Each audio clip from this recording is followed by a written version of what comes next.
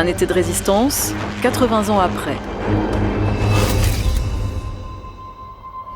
Dieu le fit, refuge jusqu'au bout.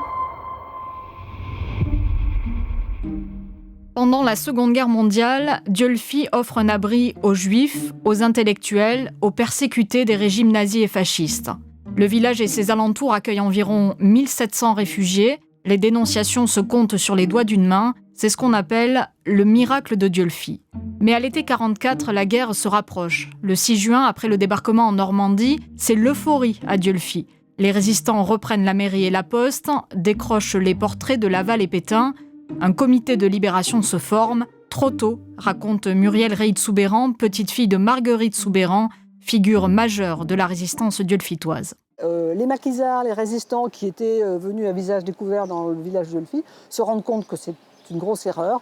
Chacun remonte dans ses maquis, dans sa montagne, et les habitants de Dieulefit se retrouvent extrêmement inquiets parce qu'ils n'ont plus personne pour les défendre, et ils ont peur des représailles de l'armée allemande, surtout qu'il y a eu certains villages où il y a eu des répressions de ce genre, parce qu'il y avait eu un petit peu le même genre de situation.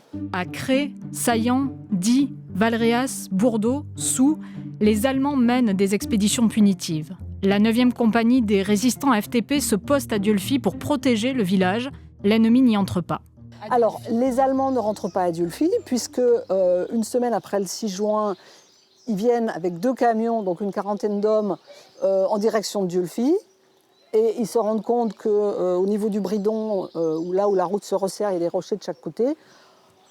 Il y a des groupes de résistants qui sont là et qui les accueillent avec des mitrailleuses, qui les canardent. Et ils sont très impressionnés en se disant, mais peut-être qu'il y a finalement une résistance qui est aussi forte que ce qu'il y a dans le Vercors. Et ils se disent, on n'a pas les moyens avec 2 camions de faire face à ça. Ils ont rebroussé chemin. Et ensuite, la tension était quand même de préparer la bataille du Vercors. Des hôpitaux clandestins se créent à Dieulefit pour soigner les blessés des alentours, même des soldats allemands. Une salle de l'école de Beauvallon devient lieu de soins, la maison d'un médecin également, un médecin qui habite rue du Bourg, en face de l'épicerie familiale de José, 12 ans à l'époque. Comme on habitait en face de chez le docteur Préau, on lui amenait souvent des blessés. Et il venait quelquefois chercher mon père, parce qu'il n'avait personne pour lui aider, ou le boucher d'à côté, pour lui aider à les manipuler, à les voilà. L'ambiance est donc lourde à Dieulefit pendant cet été 1944. Pierre Bursteau a 13 ans, ses parents tiennent la pension Joli-Lot, qui accueille une dizaine de réfugiés. Ma mère avait organisé un petit chariot avec dedans de la nourriture, des habits, pour qu'on puisse se sauver, au cas où les Allemands arrivent les premiers pour se sauver. D'aller jusqu'à Saint-Maurice, se sauver et se réfugier dans les grottes de Saint-Maurice. Bon, mais c'était l'idée de ma mère, qui n'était pas très réaliste, je pense, mais enfin, qui montre qu'on vivait dans l'attente de quelque chose. Voilà. Des Dieulefitois se préparent au pire et dorment aussi dehors. Alain Zalmanski a 5 ans, il a quitté l'Est de la France envahi par les nazis. Il est réfugié à l'école de Beauvallon avec sa mère, embauchée comme cuisinière. Par peur de bombardement, on nous emmène dormir à la Belle Étoile, à quelques centaines de mètres de Beauvallon. Et là, je me souviens que j'ai la photo dans les yeux d'une myriade d'avions à double fuselage et qui remontaient vers le nord.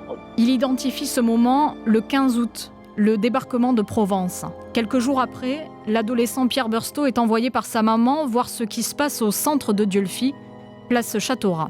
Tout d'un coup, j'ai vu arriver cette fameuse Jeep avec des Américains, une Jeep. C'était quelque chose de fantastique. Les Américains s'installent quelques jours au domaine de Réjobert et régalent les jeunes en distribuant chewing-gum et autres friandises. Des espèces de petites poules un peu magiques qui ont été dans de l'eau et qui faisaient de l'eau sucrée comme de la limonade. La limonade, c'était des goûts d'avant, ça, de la paix, puis du golden syrup aussi. Comme du miel. C'était très liquide, très sucré. On avait besoin de sucre. Le sucre, c'était ce qui nous paraissait le plus magique. Une note est retrouvée sur un espion.